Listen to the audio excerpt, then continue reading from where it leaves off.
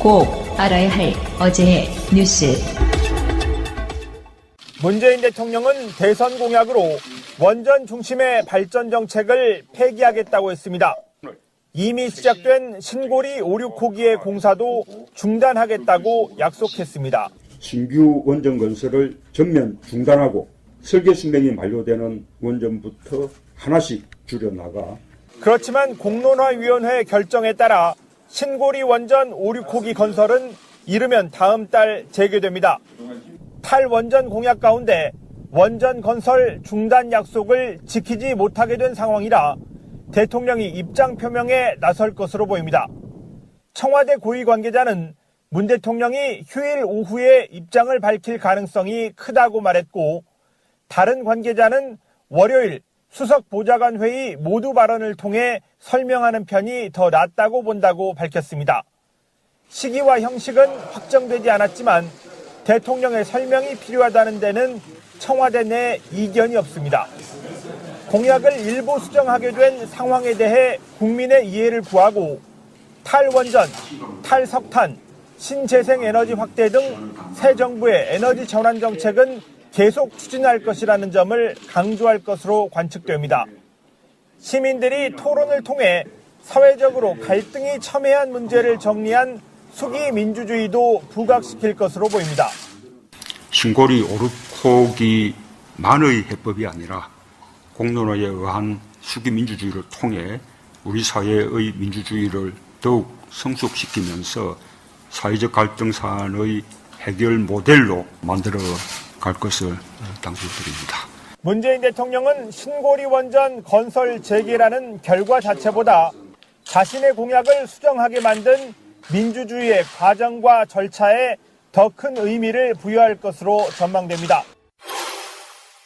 자유한국당 윤리위원회가 박근혜 전 대통령 그리고 친박계 핵심인 서청원, 최경환 의원에 대한 자진 탈당을 의결하면서 갈등이 본격적으로 표출됐습니다.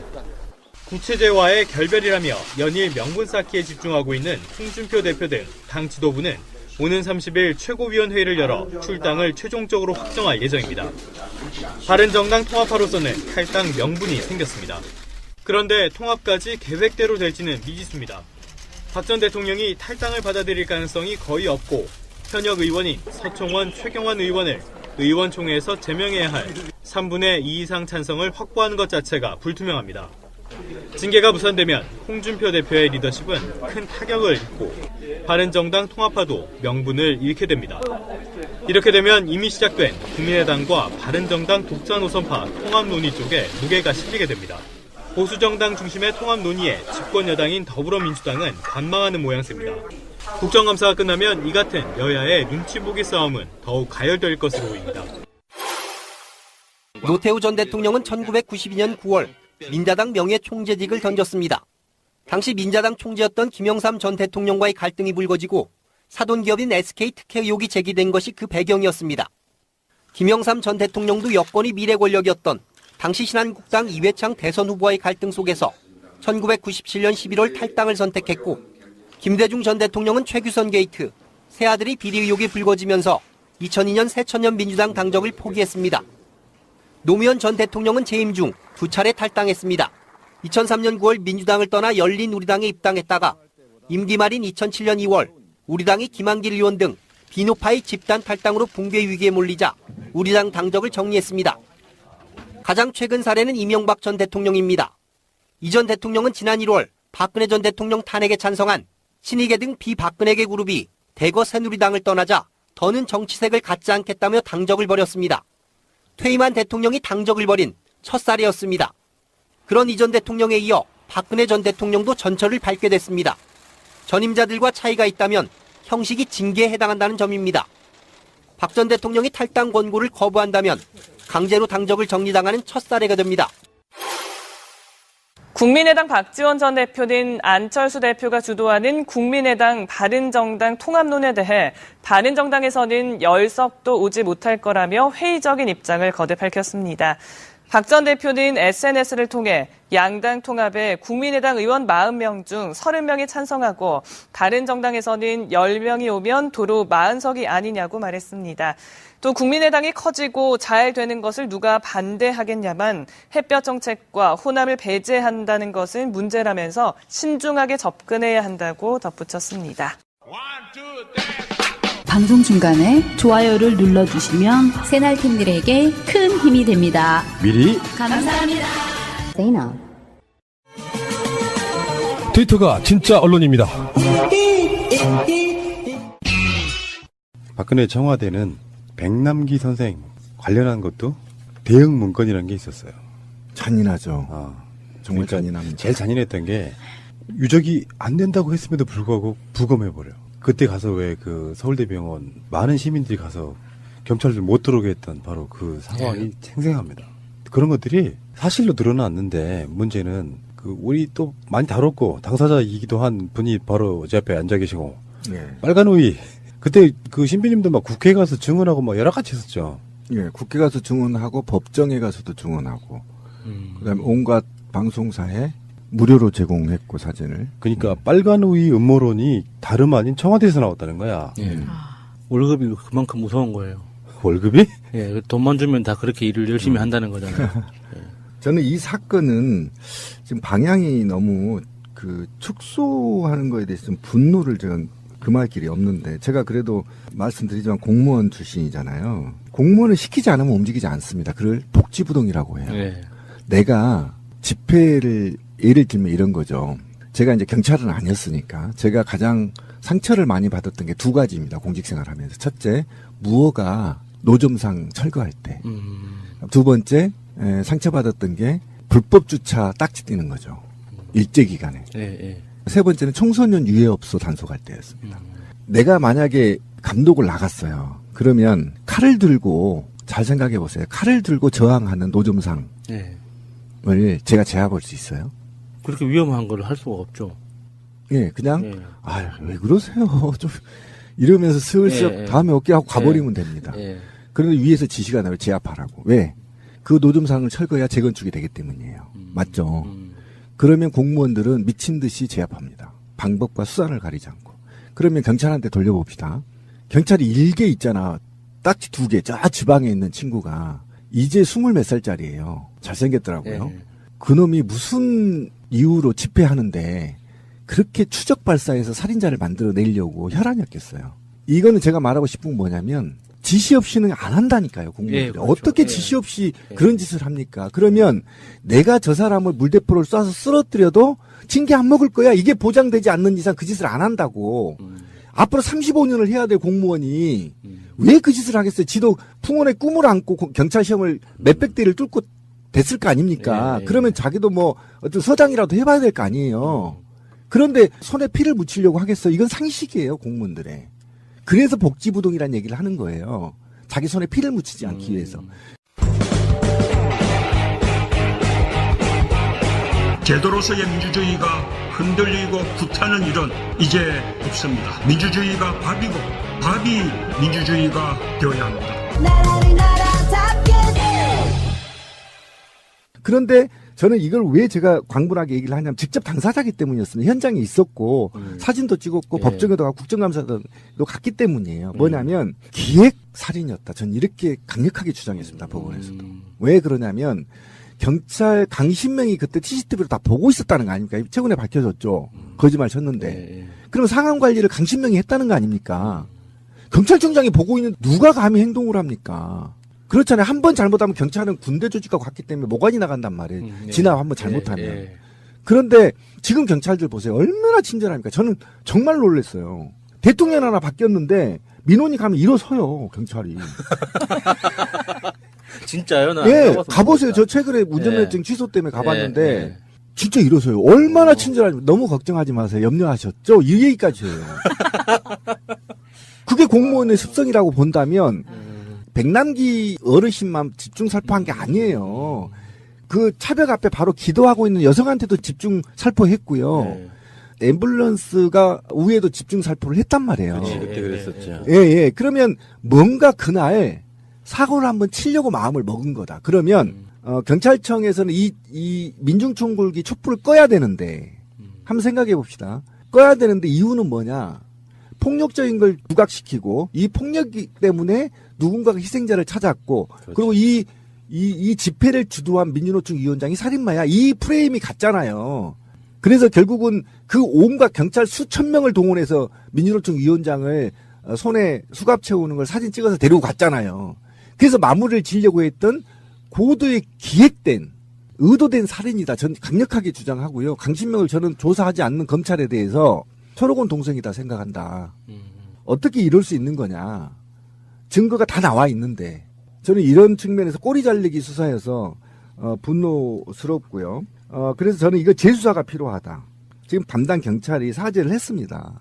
사죄를 했으면 담당 경찰이 양심선언을 하든 어쨌든 누구의 지시에 의해서 됐는지를 밝혀야 하고, 그리고 컨트롤 타워가 전 강신명이라고 강력히 말씀드리고 싶은데 이거는 반드시 재수사가 돼야 된다. 왜 그 강신명이 퇴임할 때, 경찰청장 퇴임할 때 그 아들이 아버지를 이렇게 하는 그 장면을 보고 분노했던 게 누구의 아버지는 죽여놓고 이거잖아요. 그렇죠.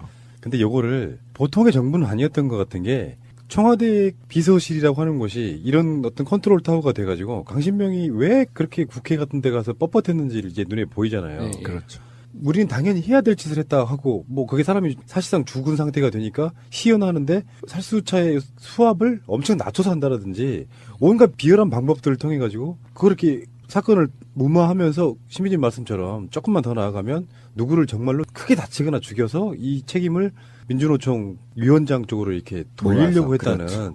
그런 것들을 생각해 보면은 이건 사람의 정부가 아니었다라는 생각밖에 안 들어요. 그러니까 빨간 우비 이런 거는 이것도 들어가 보면 아마 국정원이 그 어떤 프레임을 만들고 일베에 살포를 하고 일베 쪽에서 막 돌게 만들고 그러면서 이게 동시다발적으로 청와대의 지시에 의해서 경찰청이나 이런 데는 또 그런 방식으로 대응을 하고 계속해서 그렇게 물타기를 해버렸다는 게 자체가 이게 종합적으로 실제로 움직였던 것은 국정원이고 오다를 준 것은 청와대고 이런 식의 어떤 역할 분담이 제대로 된 게 아닌가 이런 생각을 해보는 거기다가 거예요. 그 사망 원인에 대해서 또 논란이 굉장히 많았었잖아요. 그렇죠. 의학적 지식이 없는 일반적 시민이 봐도 말이 안 되는 걸 그 유명한 대단한 사람들이 병사라고 기대하는 거를 그거를 또 인정하고 자기들끼리 서로 인정하고 하는 그런 모습들을 보면서 좀 많이 실망을 했잖아요. 또. 그렇죠. 예. 그러니까 이게 이제 지나고 보면 그때 당시는 이제 우리가 머리가 나빠서 모르는데 한번 생각을 해봅시다. 제가 그날 그 백남기 어르신을 앰뷸런스에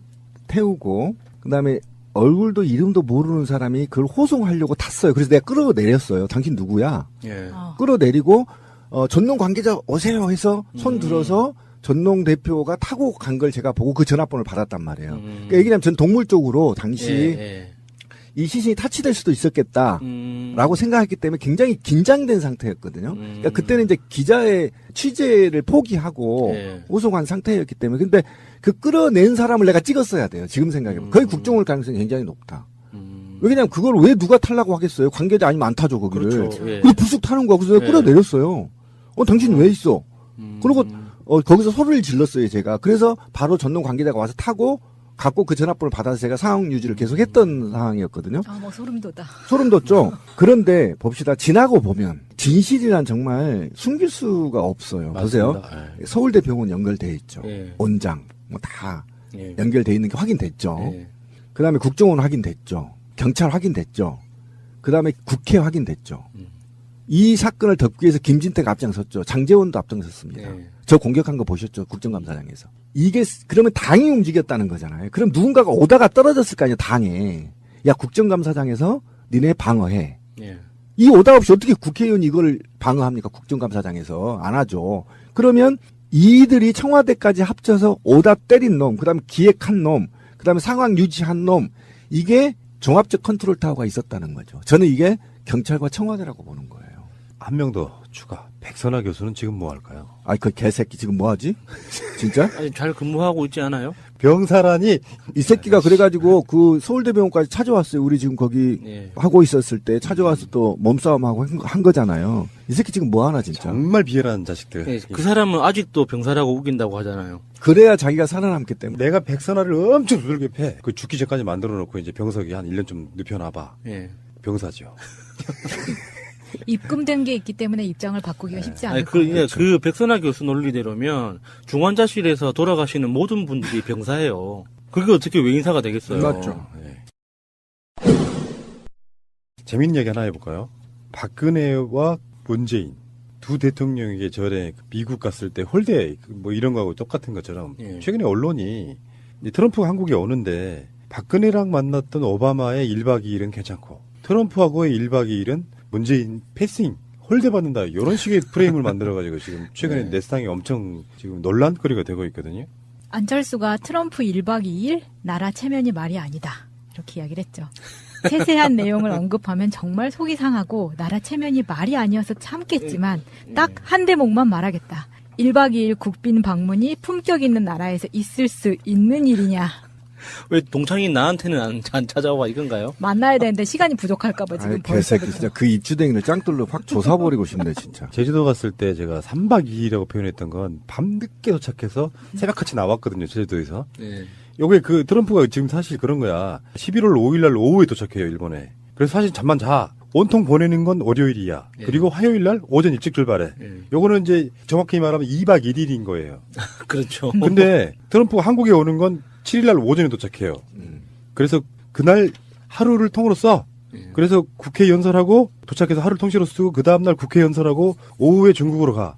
요거를 조금만 더 이렇게 우리가 조금 우리식으로 해석을 하면 이런 경우는 1박 2일. 그러니까 정확한 워킹데이로만 치면 이거 2박 2일이라는 표현이 더 적합하죠. 그러니까 이거는 그렇게 접근을 하는 수도 있는데 저는 제가 아까 우리 안 대표 입주댕이를 짱돌로 조사부르고 싶다고 충동을 느꼈던 이유는 미국 대통령이 2박 3일 있고 3박 4일 있으면 이 정부가 미국한테 굉장히 대접받고 인정받는 나라인 거고 1박 2일이면 대접을 못 받는 거라는 그 발상 자체가 사대주의에 그렇죠. 기여되어 있는 거의 노예의식에 가까운 네, 거예요. 노예의식 갖고. 그래서 일본은 2박 3일인데 한국은 1박 2일이니까 일본만큼 대접을 못 받았다 이렇게 안철수 뭐 이거잖아요. 쇳내 마님 쇳내 집에 하루만 더 묵어주십시오. 그렇죠. 그 이런 거잖아요.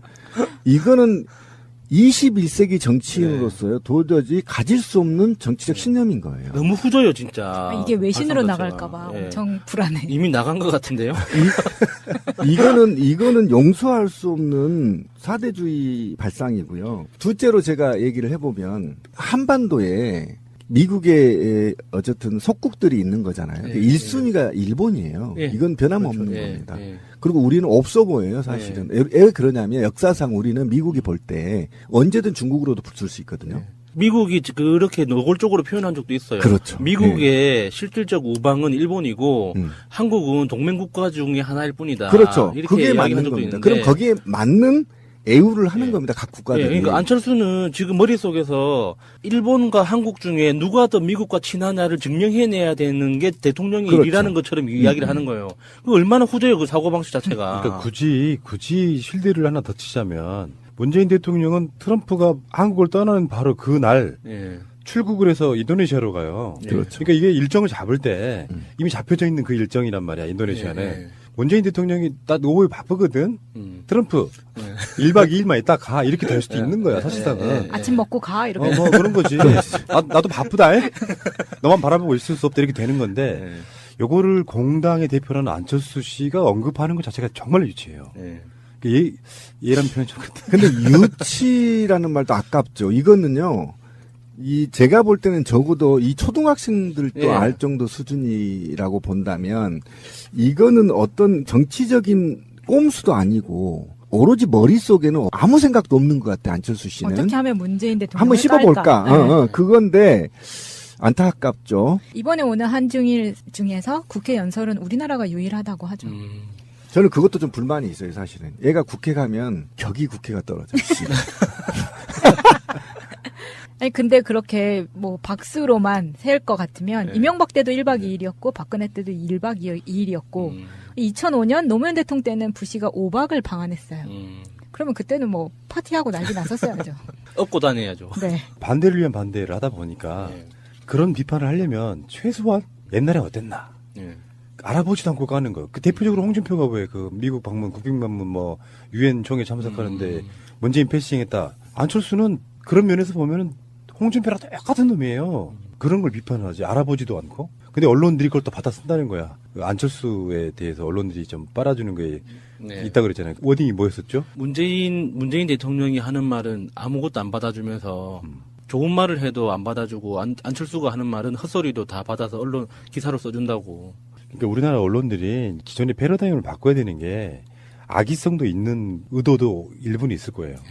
근데 한편으로는 너무 자극적으로 기사를 쓰려고 보니까 자꾸 대결 구도만을 만드는 거예요.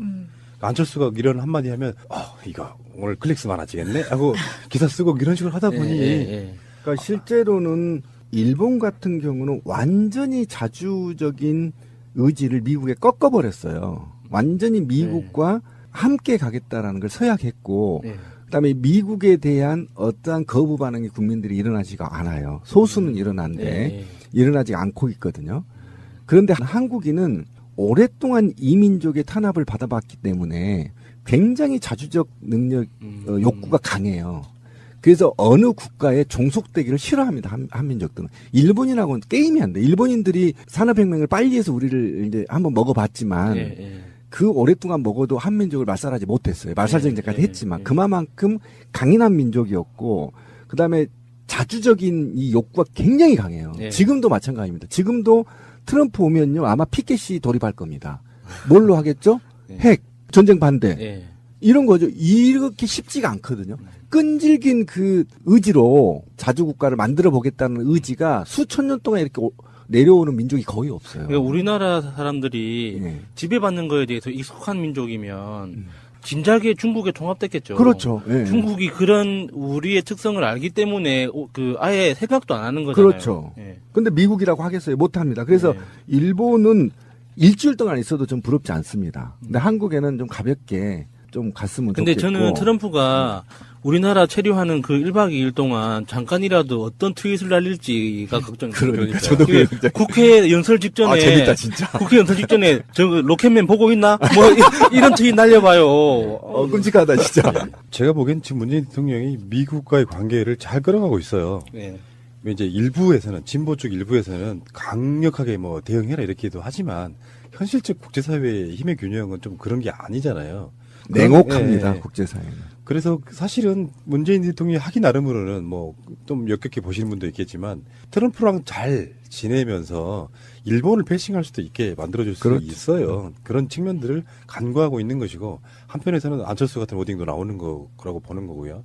알겠습니다. 새가 날아든다는 여러분들의 하트를 먹고 삽니다. 잊지 않으셨죠? 에피소드 제목을 누르고 플레이가 되면 오른쪽 위에 하트를 꾹 눌러주세요. 오늘도 감사합니다. 더 많은 분들이 들을 수 있도록 하트 꼭 눌러주세요. 허현준. 이 이름은 정말 우리가 박근혜 정권의 일개 행정관의 이름을 처음으로 기억하게 된 게 바로 허현준이에요. 그렇죠. 그래서 허현준이 지금 최근에 나왔던 것들 중에 뭐 최민희 의원이 포함된 낙선운동을 주도했다 이런 얘기도 나왔고요. 허현준이 예산이 부족한 경우에는 이렇게 삼각고리가 있어요. 국정원하고 청와대 행정관인 허현준이 이제 실무 담당자였겠죠. 그리고 경경련과 이렇게 삼각고리로 해가지고 길거리에 나가게 만드는 건 어버이연합이지만 그러니까 이런 온갖 악행들을 담당했던 허현준이 검찰에 출석하면서는 이렇게 이야기를 하고 가요. 허현준의 혐의가 화이트리스트였어요. 화이트리스트로는 구속이 힘들걸? 이런 느낌으로 들어갔어요. 근데 구속영장이 청구돼가지고 바로 구속됐습니다.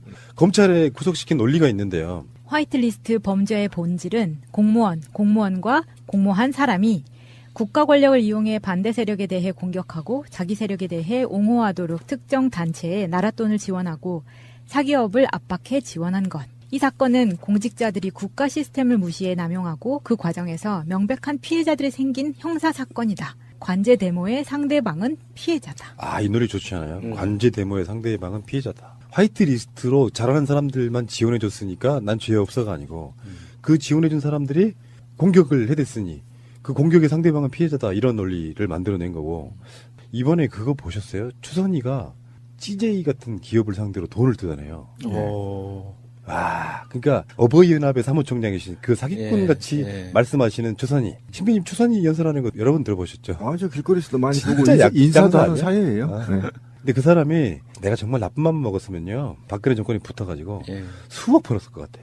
CJ에서 뜯어냈다면은 진짜 최고봉이거든요. 그 대기업 재벌들 중에서도 CJ는 어떤 재벌의 조상님이잖아요. 삼성도 사실 CJ에서 이제 그 분사해서 나와서 CJ보다 더 커진 거지. 원래 뿌리 조상님급은 이제 CJ라서 그 짠돌이 정신 있잖아요. 돈 안 되는 곳에는 절대 돈 쓰지 않는 짠돌이 정신으로 유명한 회사인데 거기에서 돈을 뜯어냈다면 정말 이 양아치 지수로는 최고봉을 찍은 거죠, 진짜. 근데 이 추선이하고 정경련과 그다음에 박근혜에서는 기억나세요? 퍼포먼스한 거 박근혜가? 그 천만인 서병 제일 먼저 하면서 기억나. 다 이게 연결고리가 돼 있는 거거든요. 그러니까 그것이 아까 말한 대로 화이트리스트가 범죄가 아닌 거냐. 저는 이제 이 논쟁에서 화이트리스트든 블랙리스트든 범죄 행위입니다. 국가 있어서는 절대 안 되고요. 그리고 만약에 그러니까 화이트리스트하고 블랙리스트를 구분할 수 있는 거냐 저는 없다고 봅니다. 왜 그러냐면 우리가 이민자 씨 우리 방송에 나왔지만 그분이 이제 그때 이제 기억이 아물거린 게 무슨 작품을 해당 부처에 넣었다는 거 아닙니까? 그 공모전에 넣었는데 거기에서 담당자가 직접 연극의 대본을 수정하려고 하거나 또는 공모를 취소해달라 이렇게 요구를 했다는 거 아닙니까? 그러면 그 자리에 누가 갔죠? 화이트리스트가 간 거 아닙니까? 그러니까 이게 지금 검찰이 아까 우리 권 PD가 정말 이 글이 마음에 들었다 문장이 이렇게 얘기한 게 결국은 화이트리스트 때문에 피해자가 생긴 거거든요.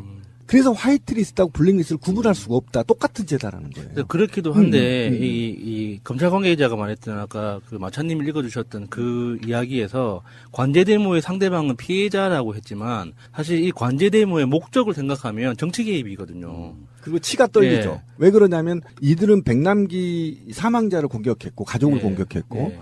세월호 유가족을 공격했잖아요. 예. 그러니까 이게 오프라인판 댓글 작업인 거잖아요. 그렇죠. 그러니까 이거는 명백한 뭐 정치 개입의 하나로도 볼 수 있는 건데 단순히 이 블랙리스트의 피해자 그리고 화이트리스트는 가해자 이렇게만 볼 건 아닌 것 같아요. 네, 그게 이게 연결된 것 중에 뭐 이런 일화도 나와요. 허현준이 보수단체 지원하는데 소극적이라고 정경련 사회공헌팀 소속 직원을 다른 팀으로 보내버리는 거예요. 그러니까 사실 정경련 입장에서 보면 좀 무조건 이야기를 들어주는 게 아니라 세세하게 무슨 뭐 어버이연합이네 누구네 돈 좀 줘라고 했는데 잘 안 해. 그러니까 윗선에다 이야기해가지고 저 새끼 좀 쫓아내요. 뭐 이런 식의 파워를 부리는. 그러니까 뭐 정경련을 옹호하고 싶은 마음은 없지만 담당했던 쫓겨났다는 직원 있죠. 다른 부서로 쫓겨났다는 직원. 이 직원 입장에서 보면 그래도 뭔가 서류상 그 명분이 될 만한 근거는 확보해야지 자금을 집행할 거 아니에요. 그렇죠. 근데 어버이연합 같은 단체에서 아무 서류도 없이 그냥 전화 한 통으로 나 국정원 빼겠으니까 돈 줘 이러는데 세상 어떤 직원이 알았어요 전화 한 통 받고 입금을 하겠습니까? 자기들이 지원해줬던 단체 중에 한국 대학생 포럼이라고 이것 보고 좀 화가 났어요. 유명해요. 그 젊은 애들이 어떻게 저런 마인드로 살까 싶은 정도 그 대학생 포럼 애들이 이제 이렇게 되겠지. 정경련에서 얼마 좀 주기로 했어. 그래서 연결을 시켜줬겠죠. 그렇지. 전화를 해. 근데 이 사람이 안 받아. 귀찮은 거야. 그러니까 이쪽이 꼰질렀지 허현준한테. 전화 안 받던데요. 그러니까 빡이 돌아가지고 윗사람한테 얘기하고 그냥 전보시켜버리는 이런 방식이고. 지금 이게 이걸로 끝나는 게 아니고요. 김기춘하고 조윤선은 지금 블랙리스트 건으로 지금 잡혀져 있는 거잖아요. 그렇죠. 확 드러나 있는 죄로만 따지면은. 그래서 지금 허현준이 구속되고 나서 조윤선이 지금 풀려났잖아요. 1심에서. 허현준이 구속되고 나서 그 후에 조윤선이 풀려나고 나서 또 굉장히 많은 것들이 지금 나왔거든요. 조윤선은 지금 제가 봤을 때 구속 금방 되게 생겼어요, 지금. 지금, 그리고 귤이 한참 철이라서. 귤이 한참 맛있는 때니까 괜찮을 거예요.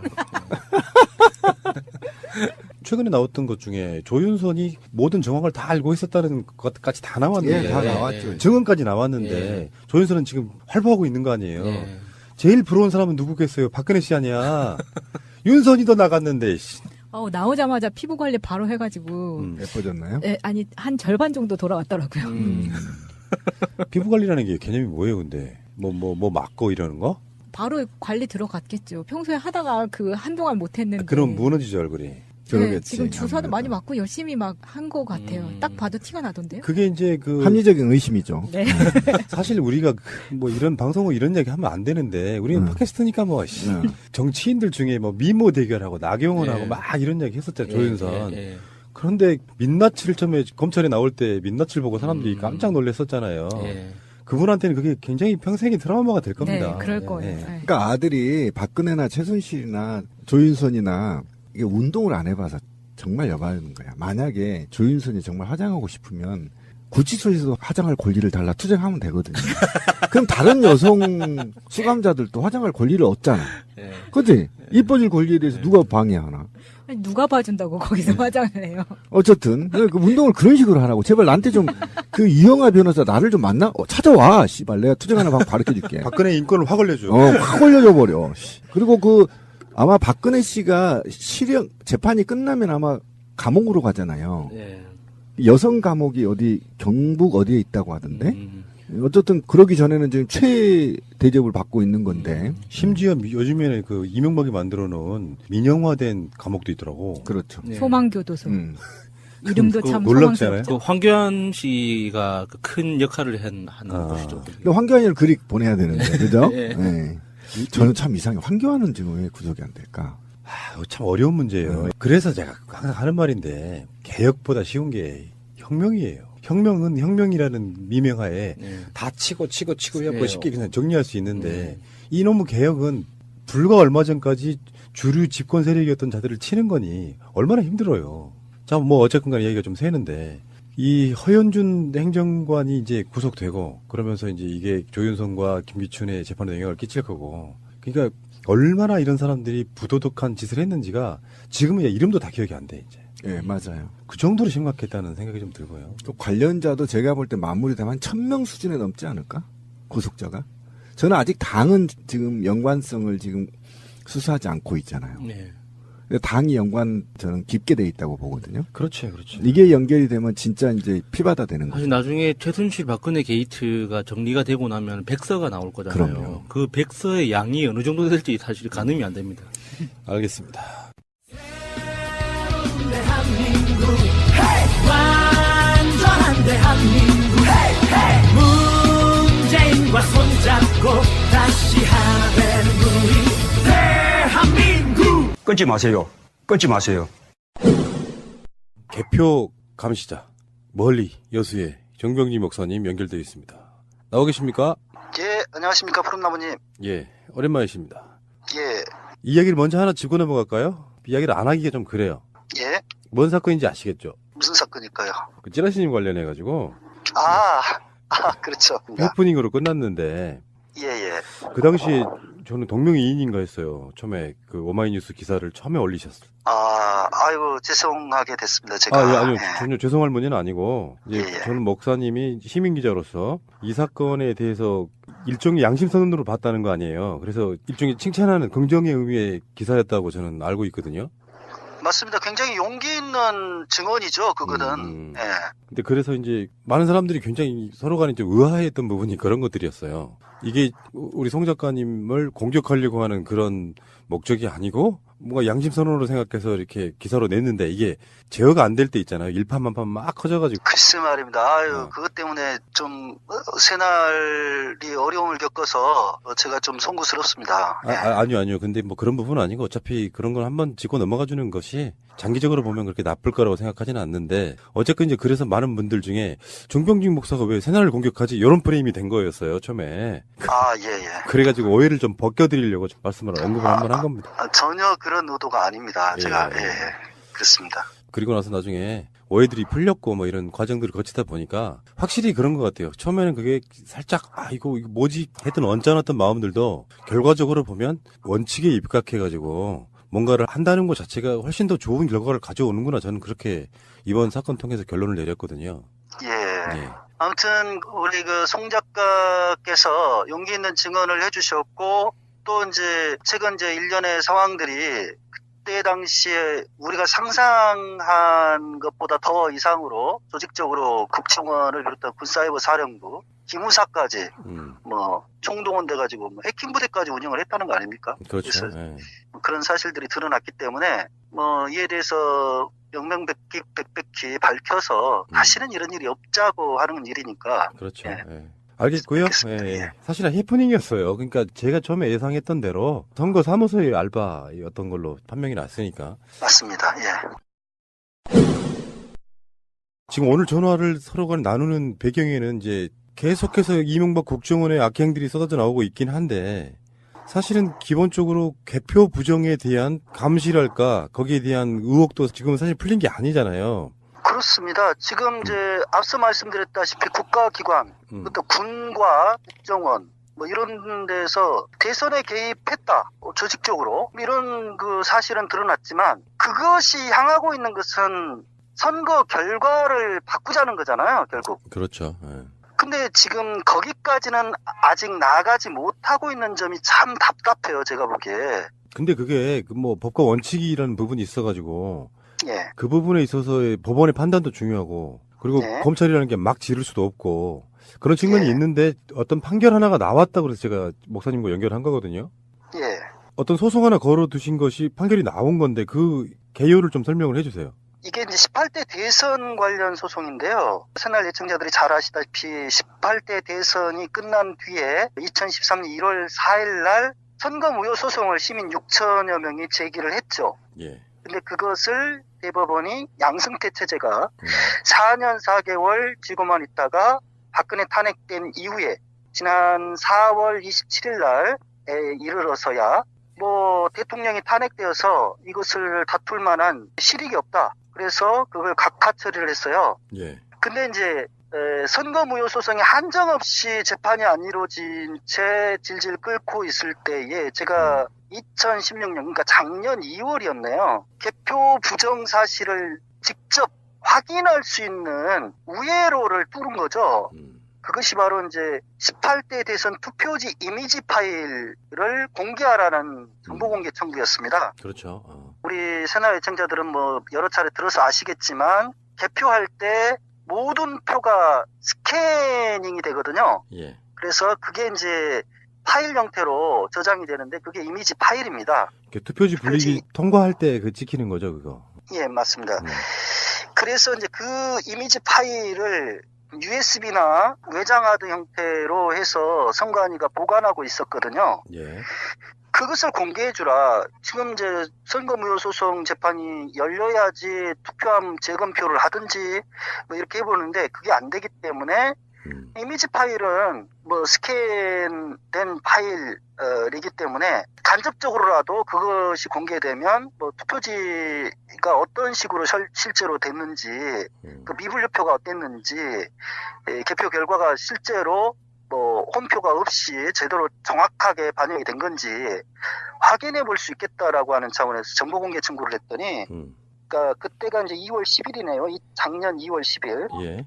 근데 선관위가 비공개 처리를 했어요. 이제 비공개 처리를 하면서 이유가 뭐냐면 이것은 그 실물 투표지하고 함께 보관하고 있기 때문에 선거 소청이나 소송이 제기된 경우에만 증거조사를 위해서 이게 공개가 되지 공개할 수가 없다라는 거예요. 정식으로 재판을 걸어라 이거 아닙니까? 그렇습니다. 그래가지고 사실 이것도 이제 거짓말이었는데 실물 투표자하고 함께 봉인돼서 보관하고 있지 않거든요. 이게 이제 처음부터 거짓말을 한 거죠. 이게 따로 보관해요. 현재 금고에다가 이 투표지 이미지 파일은 아까 말씀드렸다시피 외장하드나 USB 형태로 따로 보관하고 투표지는 이제 박스에 넣어가지고 봉인해서 따로 또 이제 창고에다 넣었고요.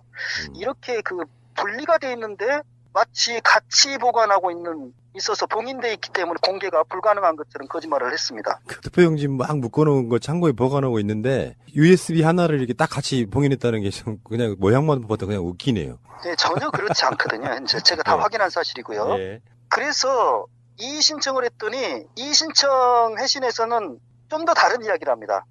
뭐라고 하냐면 투표지 이미지는 공직선거법 제184조 184조가 뭐냐면 투표지를 봉인해서 위원장이 봉인해서 따로 보관해라 이런 내용이에요. 그래서 그 투표지 봉인 규정인 184조 규정에 따라서 실물 투표지하고 함께 봉인해서 보관하고 있기 때문에 선거소청이나 소송이 제기된 경우에 의해서만 예외적으로 봉인을 해제하고 공개한다.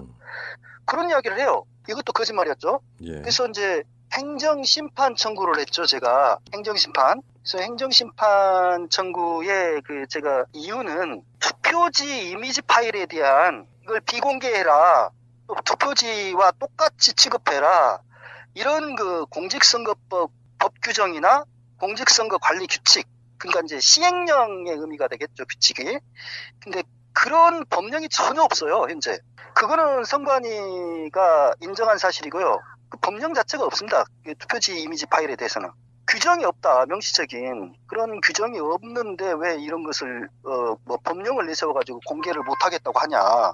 그런 거고요. 두 번째 이유는 2016년 1월에 중앙선거관리위원회가 이제 전 직원들이 사용하는 공직선거 절차 사무 편람이라는 게 있어요. 좀 줄여서 편람이라고 하는데, 그 편람은 이제 실무 일을, 행정 업무를 할 때에, 이 지침이죠, 일종의. 그 지침을 바꿉니다. 중앙선거관리위원회가 작년 1월이죠. 어떻게 바꿨냐? 투표지 분류기 저장입니까? 그러니까 투표지 이미지 파일의 경우는 선거 소청 소송과 관계없이 중앙선거관리위원회가 폐기 지시를 할 때까지 보관하고 이의제기 및 신뢰성에 대한 의혹제기 등이 있을 때 중앙선거관리위원회가 판단하여서 공개가 가능하도록 바꿔놨어요. 공개 가능해요. 그러니까 자기네들 편람에서 이미 선거에 대한 이의제기나 신뢰성 의혹제기들이 많이 있을 때에 예. 공개할 수 있다는 거예요. 그렇게 바꿔놨습니다. 그리고 또 그거 공개한 적도 있죠? 맞습니다. 예. 결정적으로 이것을 2013년 11월 13일 날 4개 선거관리위원회 거를 공개를 했어요. 중앙선거관리위원회가. 그것도 이제 기자들한테 공개를 했어요. 근데 이제 이때는 정보공개 청구가 들어오거나 그런 것도 아닌데도 불구하고 자진해서 자기네 출입 기자들한테 공개를 합니다. 왜 그랬냐면 이때 이제 통진당의 이상규 의원이 국정감사 때 서울 양천구 목 3동 사투나 이런 데서 이제 박근혜 표 다발 속에 문재인 표들이 여러 장 들어가 있었던 사실이 드러나가지고 그걸 추궁을 했거든요. 왜 이런 홈표가 발생했냐. 추궁을 하니까 이제 그때 당시에 문상부 사무총장이 대답을 잘 못하고 어버버했어요. 그러다가 전격적으로 11월 13일 날 요청이 있는 것도 아닌데 기자들 불러가지고 공개를 해버립니다. 근데 이제 이때 공개도 문제가 있었죠. 자기네들이 전날 먼저 봤어요. 전날 공인 해제하고 먼저 보고 나서 그 다음날 공개한 겁니다. 문제가 없으니 공개를 했겠죠. 예. 그래서 이상이 없지 않느냐 이렇게 했는데 사실 그거 자체를 신뢰하기 힘들고요. 그렇죠. 결과를. 그 다음에 잘 아시다시피 미디어 오늘이랄지 오마이뉴스 우리 팟캐스트 새가 날아든다는 계속해서 이에 대한 대표부정 의혹 제기 관련한 방송을 했고 뉴스타파에서도 또 김호진의 파파이스에서도 영루정 미스테리랄지 미블류 미스테리랄지 시리즈로 계속 다룬 적이 있습니다. 그래서 여러 매체가 당신네들 이야기하는 것처럼 의혹 제기를 계속 하고 있지 않느냐, 의혹 제기가 되고 있다, 그러니까 공개해라, 이런 이유를 들었고, 그 다음에 이제 선거 무효 소송이 3년 넘게 지금 열리지 않고 있기 때문에 대표 부정 의혹이 계속 확산하고 있고, 이미지 파일을 공개해서 대표 부정이 실제로 있었는지 여부를 좀 확인을 해보자 라고 하는 등등의 이유를 들었습니다. 근데도 불구하고 중앙행정심판위원회는 선관위에 손을 들어줬죠. 예, 그 다음에 이제 제가 행정소송을 제기를 한 겁니다. 도저히 안 되겠다. 법원에서 한번 판단을 받아보자 해가지고. 그러니까 소송을 걸면 공개해준다고 해서. 예. 사실 그런 거잖아요. 예. 그래서 이제 행정소송에 들어가게 된 건데, 그 행정소송에서 이제 그 소송을 고맙게도 통진당 대표를 역임했던 이정희 전 의원, 네, 남편이 대표로 있는 법무법인 향법이라고 있어요. 거기서 이 사건을 검토를 하더니 심재환 변호사가, 대표 변호사가 이거 굉장히 중요한 사건이다 라고 하면서 무료로 변론을 해주겠다. 그래서 이제 공익적인 사건이기 때문에 아주 그 송달료까지 지불해가면서 무료 변론을 적극적으로 해줬습니다. 그래서 이게 행정소송을 이렇게 제기를 하게 됐는데, 저희들이 주장했던 내용은 공직선거 184조를 중앙선관위는 이유로 들고 있는데, 그것은 투표지 이미지 파일에 대한 내용이 전혀 아닙니다. 투표지에 대한 내용이지. 그리고 투표지를 거기서 그 규정에도 읽어보면 아시겠지만, 비공개 대상 정보라고 규정하지 않는다라는 거죠. 두 번째로는 실제 투표지하고 투표지 스캔 파일은 동일 정보가 아니다. 이거는 스캔해 놓은 것이기 때문에 말하자면 어떤 사람을 사진 찍어 놓은 것이라고 할 수가 있겠죠. 법적 효력을 갖지는 않는 거잖아요. 맞습니다. 참고 자료지. 그냥 그게 실제 투표지는 아니죠. 만약에 그게 실제 투표지라면 현재 우리는 투표지가 2장이 돼버리는 거예요. 그렇죠. 말이 안 되는 거예요, 그거는. 그리고 또 한 가지, 세 번째는 공개 가능한 정보라고 선관위 스스로 지금 공직선거 절차 사무편을 고쳤다라는 것이고, 이것이 투표지 스캔 파일을 공개하는 것이 공익에 부합하다. 이런 등등의 주장을 펼쳤습니다, 저희가. 근데 선관위 측에서는 정무법인 변호사를 내세워가지고, 이것은 개표 결과에 대한 국민적 의혹이 확산되고 사회적 논란이 지속될 우려가 있을 때에 예외적으로 정책적 판단의 하에서만 예외적으로 공개하는 거지 함부로 공개할 수 있는 게 아니다. 이런 내용이고요. 그러니까 완전히 자기들 그 편의적으로 막 해서 그런 거예요. 자기네들 마음대로 하겠다는 거예요. 그냥 직접 판단이 뭐겠습니까? 그냥 선관위가 공개하고 싶으면 공개하고 말고 싶으면 말고 마음대로 하겠다는 거거든요. 예.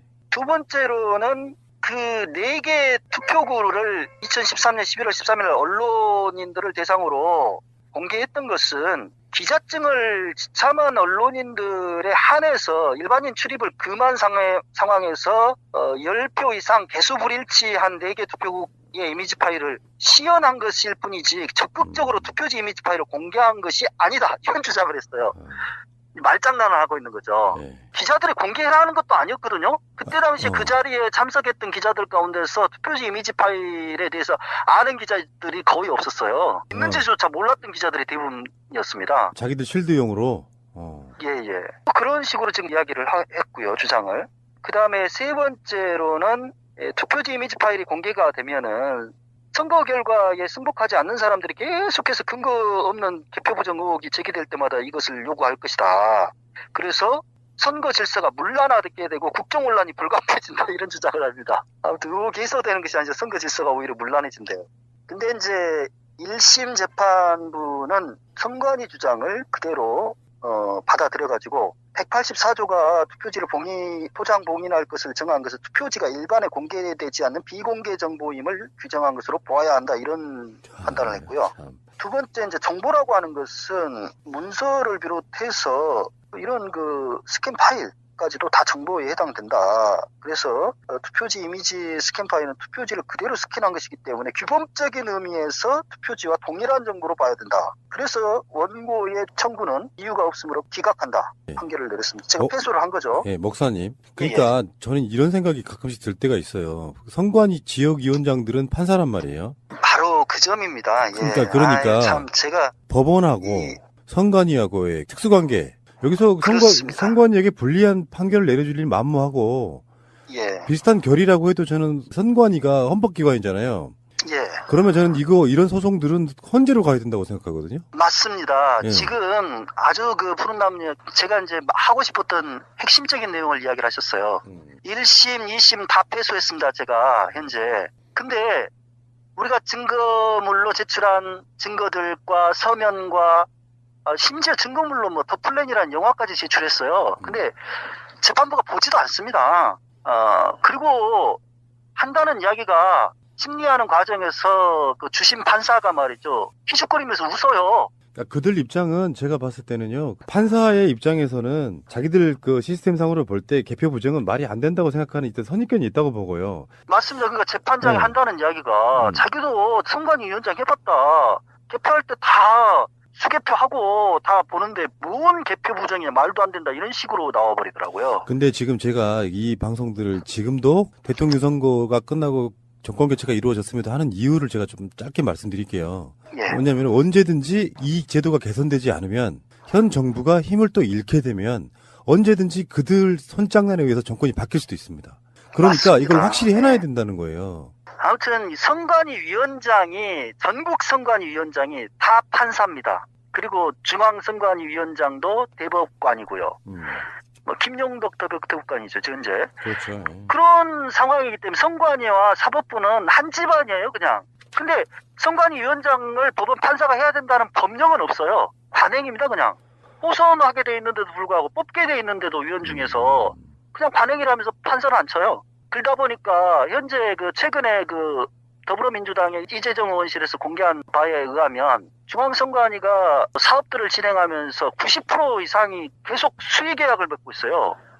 여러 가지 사업들을 진행하면서. 그 법령을 어기면서 버젓이 그렇게 하고 있습니다. 왜 그러겠습니까? 그래봐야 처벌 안 받거든요, 자기네들은. 법원 한 식구니까.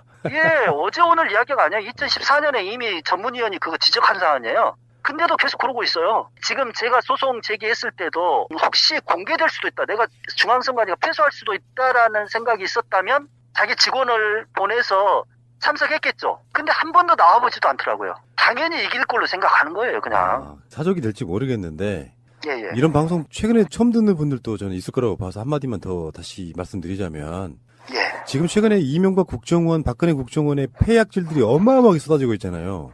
그렇습니다. 그런데 그 사람들은 이명박이 저지른 범죄성을 가리기 위해서 정권을 재창출이 필요했고 예. 근데 다 했어. 하다못해 김대중 대통령 노벨 평화상도 취소하라고 하는 것도 그게 확인됐어요. 그런 작업을 했다는 게. 근데 세상에서 가장 쉬운 방법인 더군다나 디지털 시대에 데이터를 조작하는 방법인 정권 재창출, 흔히 말해서 개표 조작을 안 했을까 하는 의구심에서 출발한 거예요, 사실은. 맞습니다. 아니 개표 조작을 뒷받침하는 정황들은 어마어마하게 많고 또 증거물들도 개표 상황표라든지 온갖 증거물들이 많이 있어요, 현재. 그런데도 불구하고 끝까지 재판도 열지 않고 그냥 덮어버리려고 하고 있는 거예요. 이 투표지 이미지 파일의 경우도 제가 이렇게 소송을 진행하는 과정에서 그때는 이제 박근혜가 탄핵이 안 됐던 시점인데 85개 위원회 거가 폐기돼 버리거나 분실되거나 미보관하고 있다는 사실이 또 드러났죠. 증거를 인멸해버린 거죠. 그게 뭘 의미하겠습니까? 자기네들이 투표지처럼 봉인해가지고 지금 보관하고 있다라고 주장을 하지만 그 완전 거짓말이었다는 것이 드러났고 그렇게 중요한 그 정보를 왜 분실합니까? 왜 폐기합니까?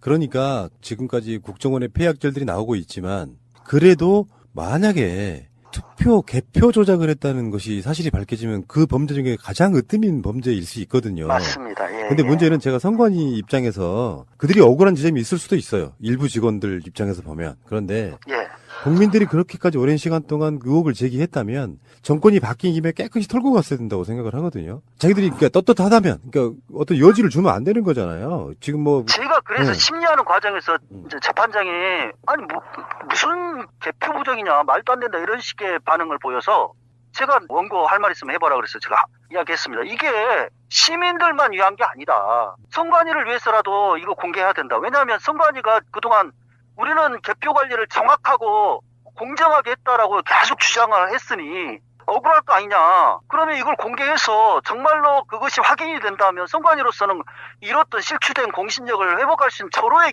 기회다. 그러니까 그 말에는 수긍하더라고요. 근데 왜 좋은 기회가 있음에도 불구하고 사실은 뒤에서 다 막 소각 처리해버리고 폐기해버리고 그러냐는 거죠. 맞습니다. 정말 이해할 수 없는 그런 또 이제 그 소송 과정에서 확인된 사실은 선관위에 제가 이제 이 투표지 이미지 파일이 공공 기록물이냐 아니냐 그것을 답변해 주라 그랬더니 자기네들이 분명히 답변을 냈어요. 공공 기록물로 보지 않는데요. 아니 공공 기록물로 보지 않으면 왜 이걸 보관하며 이거 소송에서 다툴 이유도 없어요. 그러면. 근데 제 생각에는요. 그 이미지 파일을 예초에 스캔하는 이유가 전체 투표함을 재개표하는 것이 불편할 때 상황이 안 될 때 그 개표함을 다시 열기 전에 한 번쯤 그걸로 참고사항으로 해보겠다라는 일종의 부정선거 시비에 대한 대비용이랄까요? 그 목적이라고 저는 생각을 하거든요. 그렇지 않으면 그걸 스캔해 둘 이유가 없잖아요. 예, 이거 스캔해 둠으로써 저는 상당히 잘만 쓰면 굉장히 유익하다고 봅니다. 투표지가 조작됐는지 여부를 이미지 스캔 파일은요, 언제 생성이 됐는지, 예? 그것도 알 수가 있고, 몇 시에 생성이 됐는지, 시각까지 다 이렇게 나오거든요. 예, 그리고 미분류표로 빠진 것은 왜 미분류표로 이것은 빠졌는지 그 이유도 나옵니다. 많은 정보가 있어요. 이미지 파일에. 그래서 더 플랜에서 집중적으로 이렇게 다루었던 미분류표 조작 의혹, 그것도 이미지 파일만 공개가 된다면 확인해 볼 수가 있는, 직접적으로. 예. 지금 이제 2심까지 사실상 패소한 거예요. 그렇죠? 맞습니다. 기각이 됐으니까 패소입니다. 그러면 이제 앞으로 남아 있을 수 있는 목사님의 의지에 따라서, 원고의 의지에 따라서 어떤 결정을 할 수가 있습니까? 대법원에다가 이제 항고를 할 수 있는 방법이 마지막에 있는데요. 이게 지금 우리 새날 애청자들이 도와주시면 가능하고요. 그만해라 그러면 여기서 그만할 수밖에 없습니다. 제가 이게 전혀 개인적인 문제가 아니지 않습니까? 제 개인에게는 완전히 이것 때문에 서울 왔다 갔다 하고 이게 재판받느라고 그런 상황인데요. 부정선거를 바로 잡자라고 하는 일념 외에 아무것도 없습니다. 예. 당연히 그러시겠죠. 예. 이 개표 부정, 18대 대선 개표 부정 문제를 제대로 마무리 짓지 않고 넘어가면은 안 되겠다라는 생각에서 하는 거고, 그렇기 때문에 이것은 이번에 대법원장도 바뀌고 그랬으니까 대법원에 보내가지고 다시 한번 서류 심사만 하잖아요, 대법원은. 예. 서류와 증거들을 훑어보고 판단을 좀 구해보는 방법이 있는데, 문제는 1심당 이게 변호사, 제 변호사, 이 항법의 변호는 무료 변론이지만 지금 패소를 했을 경우에 상대 측, 중앙선관위에 변호사 비용을 청구해 들어올 수가 있어요. 국가기관인데도 그래요? 예. 지금 소송 비용은 원고가 부담한다라는 것이 판결문에 있기 때문에 지금 그걸 근거로. 근데 막대한 비용을 청구할 수는 없고 정해져 있더라고요. 330만 원 한 판당. 그래가지고 1,000만 원 정도 대법원까지 가게 되면 송달료 이런 거 다 포함하면 1,000만 원 조금 넘을 것 같은데, 아무튼 모금을 해서라도 끝까지 좀 가보고는 싶습니다. 예, 그런 좀 생각은 있어요. 예. 저희들도 좀 안타까운 게, 이게 정권 교체가 되면서 사람들은 여기에 대한 관심을 상당히 많이 놓고 있는 측면이 분명히 있습니다. 그렇습니다. 근데 이게 일종의 장기 속에 이렇게 있다가 사람 몸이 약해지면 다시 상대방을 아프게 만드는 바이러스 같은 거예요. 제 생각은 그렇게 봤어요. 개표라고 하는 게. 이게 좋은 게 좋은 거니까 정권 바뀌었으니까 가자가 아니라, 다시 말씀드리면 정권의 힘이 약해지면 현재 모든 기득권들이 현재 모든 사법, 입법, 행정을 다 장악하고 있는 게 사실이잖아요. 대통령만 바뀐 거라고. 맞습니다. 이 상황에서 이 개표 부정을 그냥 개표 부정 의혹을 제기했던 사람들이 지고 가는 모양새로 간다는 건 사실 좀 아픈 모습이에요, 이게. 예. 그러니까 이게 이번에는 설마 개표 부정을 저지를 만한 여건 자체가 안 됐기 때문에 이건 문제가 안 돼요. 예를 들어서 이거 증거가 안 된다는 거죠. 문재인 대통령 됐으니까 개표 부정 없잖아, 이게 아니고, 언젠가 이명박은 자기 자신의 죄를 가리기 위해서 박근혜를 대통령으로 꼭 만들어냈을 필요성이 저는 있었다고 보고, 그래서 개표 부정의 여지는 정말 많았었는데 이것마저 드러나면 진짜 개표 부정 세력은 국정원의 폐하하고는 비교도 안 될 만큼 어마어마한 폭발력이 있는 사건이잖아요. 맞습니다. 핵폭탄이에요, 이게. 그러니까 어떻게 보면 이게 사실로 드러난다면 그들은 이 나라 이 땅에서 더 정치를 못할 거라고 저는 보는데, 국민들이 얼만큼 지금 목사님의 호소나 제 말씀을 들어주실지 모르겠는데, 그렇다고 제가 청취자 여러분들의 마음을 다 알아서 청취자 여러분들이 다 모금해 주시니까 알아서 하랍니다 이렇게는 못하는 거라서. 아무튼 우리 주권에 관한 문제이기 때문에 우리 스스로가 이걸 지키고 되찾기 위한 노력들을 하지 않으면 안 되겠다라는 심정입니다. 그러니까 저만의 일이 아니라는 좀 제가 말씀을 당연한 이야기인데, 우리 청취자들이 좀 동의가 되신다면 좀 협력을 해서, 이게 법령에도 없는 것을 갖다가 비공개 법령을 내세워가지고 닿지도 않는 법령을 내세워가지고 투표지를 봉인하고 보관하고 있으니 이미지 파일도 그렇게 취급을 해야 된다, 이런 식으로 하면서 끝까지 실드를 치면서 이렇게 공개를 못하겠다고 이렇게. 사실 법원이 서면만 제대로 읽어봐도 이 선관위가 억지를 부리고 있다는 것은 금방 알 수가 있어요. 몰라서가 아니라 그냥 이게 공개가 되게 되면 자기네 법원도 타격을 입을 수 있지 않을까, 그런 생각에서 선관위 손을 계속 들어주고 있는 것이 아닌가, 그런 생각인데요. 예. 아무튼 우리 그 청취자들 가운데서 이 방송을 들으시고 우리 선거 이 정의를 좀 세우는데 함께 동참을 해주실 분들은 좀 말씀 못 하시네. 제가 마무리할게요. 예를 들어서 예. 아직도 이 문제가 심각하다고 느끼시는 청취자분들 많이 있을 거라고 보고요. 이분들 입장에서 뭐 얼만큼 이제 어떤 공감력이 아직 남아 있으실지 모르겠는데 최소한 뭐 목사님은 저번에도 한번 녹음할 때 보면 회계 처리해 주시잖아요. 예, 맞습니다. 그 부분에 대해서 계좌 하나 오픈하시고요. 그 오픈된 계좌를 통해 가지고 하는 데까지 해보고 만약에 소송을 못 하게 되면 다시 돌려드리는 방법도 있습니다. 그러니까 그게 대법원에 가서 좋은 결과가 나올 거라고 생각하지는 않지만 역사적 기록으로도 좀 남겨야 된다고 생각해요. 예, 그러니까 전에 이제 우리가 18대 대선 개표 영상을 우리 새날 예청자들이 십시일반 해주셔가지고 받아냈습니다. 그 새날 예청자들의 아니었으면 그 18대 개표 영상, 대선 개표 영상 공개가 불가능했고요. 근데 이번에도 우리 정치자들 가운데서 정말 이 문제 끝까지 한번 가보자 이런 좀 생각이 있으신 분들 그때 그 계좌번호 그대로입니다. 그렇다면 읽어주시면은요 제가 그 계좌 찾아가지고 다시 공지사항도 올려드리고 그럴 테니까 한번 불러주십시오. 끝까지 한번 가봅시다 뭐. 예, 그 계좌번호입니다. 국민은행이고요. 7852에 78520201 170997입니다. 예. 정병진? 예, 맞습니다. 신용 불량자는 아니시군요.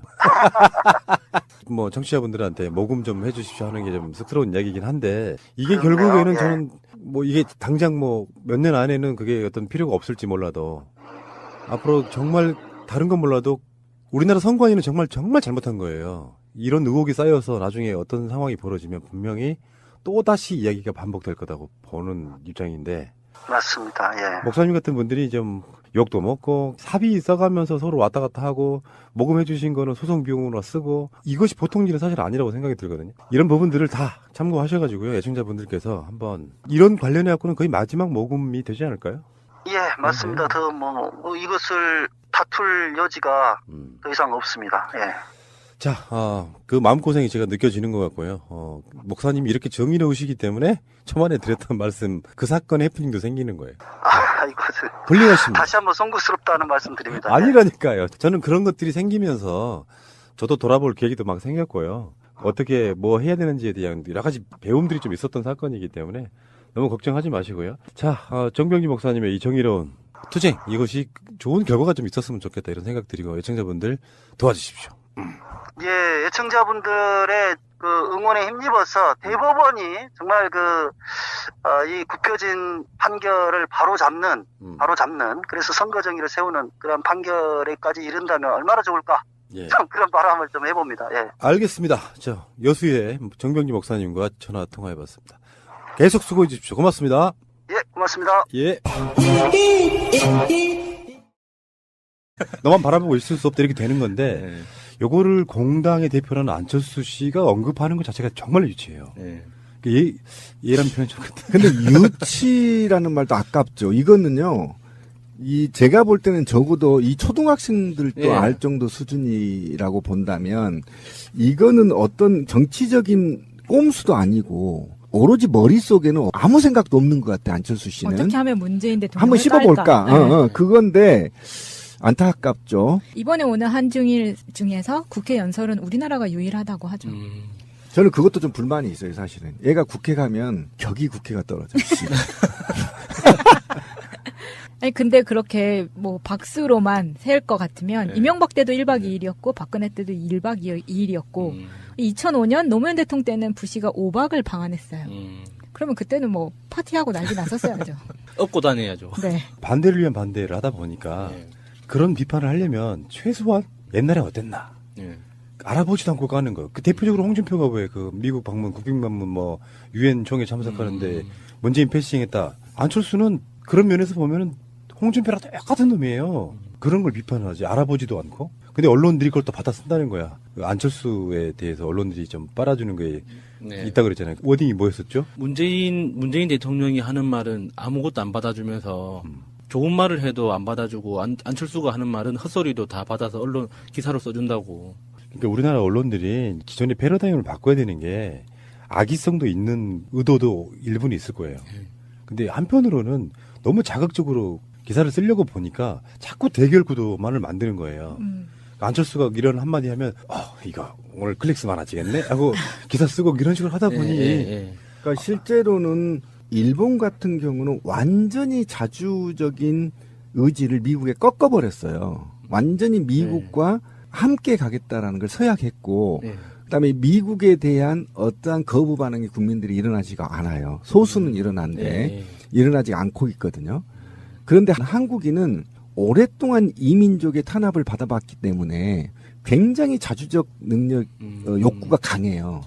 그래서 어느 국가에 종속되기를 싫어합니다. 한민족들은. 일본인하고는 게임이 안 돼. 일본인들이 산업혁명을 빨리 해서 우리를 이제 한번 먹어봤지만 그 오랫동안 먹어도 한민족을 말살하지 못했어요. 말살전쟁까지 했지만 그만큼 강인한 민족이었고 그다음에 자주적인 이 욕구가 굉장히 강해요. 지금도 마찬가지입니다. 지금도 트럼프 오면요 아마 피켓이 돌입할 겁니다. 뭘로 하겠죠? 핵, 전쟁 반대 이런 거죠. 이렇게 쉽지가 않거든요. 끈질긴 그 의지로 자주국가를 만들어 보겠다는 의지가 수천 년 동안 이렇게 내려오는 민족이 거의 없어요. 그러니까 우리나라 사람들이 지배받는 거에 대해서 익숙한 민족이면 진작에 중국에 통합됐겠죠. 그렇죠. 중국이 그런 우리의 특성을 알기 때문에 아예 생각도 안 하는 거잖아요. 그렇죠. 근데 미국이라고 하겠어요? 못합니다. 그래서 일본은 일주일 동안 있어도 좀 부럽지 않습니다. 근데 한국에는 좀 가볍게 좀 갔으면 근데 좋겠고. 저는 트럼프가 우리나라 체류하는 그 1박 2일 동안 잠깐이라도 어떤 트윗을 날릴지가 걱정돼요. 그러니까 저도 국회 연설 직전에 재밌다 진짜. 국회 연설 직전에 저 로켓맨 보고 있나? 뭐 이런 트윗 날려봐요. 끔찍하다 진짜. 제가 보기엔 지금 문재인 대통령이 미국과의 관계를 잘 끌어가고 있어요. 이제 일부에서는 진보 쪽 일부에서는 강력하게 뭐 대응해라 이렇게도 하지만 현실적 국제사회의 힘의 균형은 좀 그런 게 아니잖아요.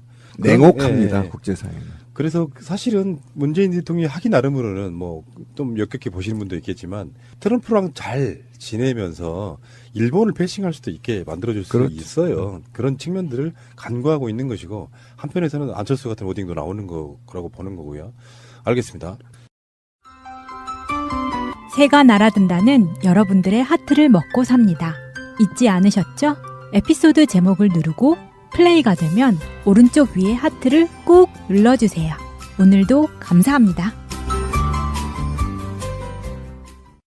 더 많은 분들이 들을 수 있도록 하트 꼭 눌러주세요. 허현준. 이 이름은 정말 우리가 박근혜 정권의 일개 행정관의 이름을 처음으로 진짜요? 가보세요. 저 최근에 운전면허증 취소 때문에 가봤는데 진짜 이러세요. 얼마나 친절하지. 너무 걱정하지 마세요. 염려하셨죠? 이 얘기까지 해요. 그게 공무원의 습성이라고 본다면 백남기 어르신만 집중 살포한 게 아니에요. 그 차벽 앞에 바로 기도하고 있는 여성한테도 집중 살포했고요. 앰뷸런스가 위에도 집중 살포를 했단 말이에요. 그때 그랬었죠. 예. 그러면 뭔가 그날 사고를 한번 치려고 마음을 먹은 거다. 그러면 경찰청에서는 이 민중총궐기 촛불을 꺼야 되는데 한번 생각해 봅시다. 꺼야 되는데 이유는 뭐냐? 폭력적인 걸 부각시키고 이 폭력 때문에 누군가가 희생자를 찾았고 그리고 이 집회를 주도한 민주노총 위원장이 살인마야. 이 프레임이 같잖아요. 그래서 결국은 그 온갖 경찰 수천 명을 동원해서 민주노총 위원장을 손에 수갑 채우는 걸 사진 찍어서 데리고 갔잖아요. 그래서 마무리를 지려고 했던 고도의 기획된 의도된 살인이다. 전 강력하게 주장하고요. 강신명을 저는 조사하지 않는 검찰에 대해서 천호곤 동생이다 생각한다. 어떻게 이럴 수 있는 거냐. 증거가 다 나와 있는데 저는 이런 측면에서 꼬리 잘리기 수사여서 분노스럽고요. 그래서 저는 이거 재수사가 필요하다. 지금 담당 경찰이 사죄를 했습니다. 사죄를 했으면 담당 경찰이 양심선을 하든 어쨌든 누구의 지시에 의해서 됐는지를 밝혀야 하고 그리고 컨트롤 타워가 전 강신명이라고 강력히 말씀드리고 싶은데 이거는 반드시 재수사가 돼야 된다. 왜 그 강신명이 퇴임할 때 경찰청장 퇴임할 때 그 아들이 아버지를 이렇게 하는 그 장면을 보고 분노했던 게 누구의 아버지는 죽여놓고 이거잖아요. 그렇죠. 근데 요거를 보통의 정부는 아니었던 것 같은 게 청와대 비서실이라고 하는 것이 이런 어떤 컨트롤 타워가 돼가지고 강신명이 왜 그렇게 국회 같은 데 가서 뻣뻣했는지를 이제 눈에 보이잖아요. 네, 그렇죠. 우리는 당연히 해야 될 짓을 했다 하고 뭐 그게 사람이 사실상 죽은 상태가 되니까 시연하는데 살수차의 수압을 엄청 낮춰서 한다라든지 온갖 비열한 방법들을 통해 가지고 그렇게 사건을 무마하면서 시민님 말씀처럼 조금만 더 나아가면 누구를 정말로 크게 다치거나 죽여서 이 책임을 민주노총 위원장 쪽으로 이렇게 돌리려고 했다는 그렇죠. 그런 것들을 생각해 보면은 이건 사람의 정부가 아니었다라는 생각밖에 안 들어요. 그러니까 빨간 우비 이런 거는 이것도 들어가 보면 아마 국정원이 그 어떤 프레임을 만들고 일베에 살포를 하고 일베 쪽에서 막 돌게 만들고 그러면서 이게 동시다발적으로 청와대 지시에 의해서 경찰청이나 이런 데는 또 그런 방식으로 대응을 하고 계속해서 그렇게 물타기를 해버렸다는 게 자체가 이게 종합적으로 실제로 움직였던 것은 국정원이고 오다를 준 것은 청와대고 이런 식의 어떤 역할 분담이 제대로 된 게 아닌가 이런 생각을 해보는 거기다가 거예요. 그 사망 원인에 대해서 또 논란이 굉장히 많았었잖아요. 그렇죠. 의학적 지식이 없는 일반적 시민이 봐도 말이 안 되는 걸 그 유명한 대단한 사람들이 병사라고 기대하는 거를 그거를 또 인정하고 자기들끼리 서로 인정하고 하는 그런 모습들을 보면서 좀 많이 실망을 했잖아요. 또. 그렇죠. 예. 그러니까 이게 이제 지나고 보면 그때 당시는 이제 우리가 머리가 나빠서 모르는데 한번 생각을 해봅시다. 제가 그날 그 백남기 어르신을 앰뷸런스에 태우고 그다음에 얼굴도 이름도 모르는 사람이 그걸 호송하려고 탔어요. 그래서 내가 끌어내렸어요. 당신 누구야? 예. 끌어내리고 전농 관계자 오세요 해서 손 들어서 전농 대표가 타고 간 걸 제가 보고 그 전화번호를 받았단 말이에요. 그러니까 얘기하면 전 동물 쪽으로 당시 이 시신이 타치될 수도 있었겠다라고 생각했기 때문에 굉장히 긴장된 상태였거든요. 그러니까 그때는 이제 기자의 취재를 포기하고 호송한 상태였기 때문에 근데 그 끌어낸 사람을 내가 찍었어야 돼요. 지금 생각해보면 거의 국정원 가능성이 굉장히 높다. 왜냐면 그걸 왜 누가 타려고 하겠어요? 관계자 아니면 안 타죠 거기를. 그렇죠. 예. 그리고 불쑥 타는 거야. 그래서 내가 끌어내렸어요. 당신 왜 있어? 그리고 거기서 소리를 질렀어요 제가. 그래서 바로 전동 관계자가 와서 타고 갖고 그 전화번호를 받아서 제가 상황 유지를 계속했던 상황이었거든요. 뭐 소름 돋아. 소름 돋죠. 그런데 봅시다. 지나고 보면 진실이란 정말 숨길 수가 없어요. 맞습니다. 보세요. 서울대 병원 연결돼 있죠. 예. 원장 뭐 다 예. 연결돼 있는 게 확인됐죠. 예. 그다음에 국정원 확인됐죠. 경찰 확인됐죠. 그다음에 국회 확인됐죠. 이 사건을 덮기 위해서 김진태가 앞장섰죠. 장제원도 앞장섰습니다. 저 공격한 거 보셨죠? 국정감사장에서. 꼭 알아야 할 어제의 뉴스. 문재인 대통령은 대선 공약으로 원전 중심의 발전 정책을 폐기하겠다고 했습니다. 이미 시작된 신고리 5,6호기의 공사도 중단하겠다고 약속했습니다. 신규 원전 건설을 전면 중단하고 설계 수명이 만료되는 원전부터 하나씩 줄여나가. 그렇지만 공론화위원회 결정에 따라 신고리 원전 5,6호기 건설은 이르면 다음 달 재개됩니다. 탈원전 공약 가운데 원전 건설 중단 약속을 지키지 못하게 된 상황이라 대통령이 입장 표명에 나설 것으로 보입니다. 청와대 고위 관계자는 문 대통령이 휴일 오후에 입장을 밝힐 가능성이 크다고 말했고 다른 관계자는 월요일 수석 보좌관 회의 모두 발언을 통해 설명하는 편이 더 낫다고 본다고 밝혔습니다. 시기와 형식은 확정되지 않았지만 대통령의 설명이 필요하다는 데는 청와대 내 이견이 없습니다. 공약을 일부 수정하게 된 상황에 대해 국민의 이해를 구하고 탈원전, 탈석탄, 신재생에너지 확대 등 새 정부의 에너지 전환 정책은 계속 추진할 것이라는 점을 강조할 것으로 관측됩니다. 시민들이 토론을 통해 사회적으로 갈등이 첨예한 문제를 정리한 수기 민주주의도 부각시킬 것으로 보입니다. 신고리 5,6호기만의 해법이 아니라 공론화에 의한 수기 민주주의를 통해 우리 사회의 민주주의를 더욱 성숙시키면서 사회적 갈등 사안의 해결 모델로 만들어 갈 것을 당부드립니다. 문재인 대통령은 신고리 원전 건설 재개라는 결과 자체보다 자신의 공약을 수정하게 만든 민주주의의 과정과 절차에 더 큰 의미를 부여할 것으로 전망됩니다. 자유한국당 윤리위원회가 박근혜 전 대통령 그리고 친박계 핵심인 서청원, 최경환 의원에 대한 자진 탈당을 의결하면서 갈등이 본격적으로 표출됐습니다. 구체제와의 결별이라며 연일 명분 쌓기에 집중하고 있는 홍준표 대표 등 당 지도부는 오는 30일 최고위원회의를 열어 출당을 최종적으로 확정할 예정입니다. 바른정당 통합파로서는 탈당 명분이 생겼습니다. 그런데 통합까지 계획대로 될지는 미지수입니다. 박 전 대통령이 탈당을 받아들일 가능성이 거의 없고 현역 의원인 서청원, 최경환 의원을 의원총회에서 제명해야 할 3분의 2 이상 찬성을 확보하는 것 자체가 불투명합니다. 징계가 무산되면 홍준표 대표의 리더십은 큰 타격을 입고 바른정당 통합파도 명분을 잃게 됩니다. 이렇게 되면 이미 시작된 국민의당과 바른정당 독자 노선파 통합 논의 쪽에 무게가 실리게 됩니다. 보수정당 중심의 통합 논의에 집권 여당인 더불어민주당은 관망하는 모양새입니다. 국정감사가 끝나면 이 같은 여야의 눈치 보기 싸움은 더욱 가열될 것으로 보입니다. 노태우 전 대통령은 1992년 9월 민자당 명예총재직을 던졌습니다. 당시 민자당 총재였던 김영삼 전 대통령과의 갈등이 불거지고 사돈기업인 SK 특혜 의혹이 제기된 것이 그 배경이었습니다. 김영삼 전 대통령도 여권이 미래 권력이었던 당시 신한국당 이회창 대선 후보와의 갈등 속에서 1997년 11월 탈당을 선택했고 김대중 전 대통령은 최규선 게이트, 새아들이 비리 의혹이 불거지면서 2002년 새천년 민주당 당적을 포기했습니다. 노무현 전 대통령은 재임 중 2차례 탈당했습니다. 2003년 9월 민주당을 떠나 열린우리당에 입당했다가 임기 말인 2007년 2월 우리당이 김한길 의원 등 비노파의 집단 탈당으로 붕괴 위기에 몰리자 우리당 당적을 정리했습니다. 가장 최근 사례는 이명박 전 대통령입니다. 이 전 대통령은 지난 1월 박근혜 전 대통령 탄핵에 찬성한 신희계 등 비박근혜계 그룹이 대거 새누리당을 떠나자 더는 정치색을 갖지 않겠다며 당적을 버렸습니다. 퇴임한 대통령이 당적을 버린 첫 사례였습니다. 그런 이 전 대통령에 이어 박근혜 전 대통령도 전철을 밟게 됐습니다. 전임자들과 차이가 있다면 형식이 징계에 해당한다는 점입니다.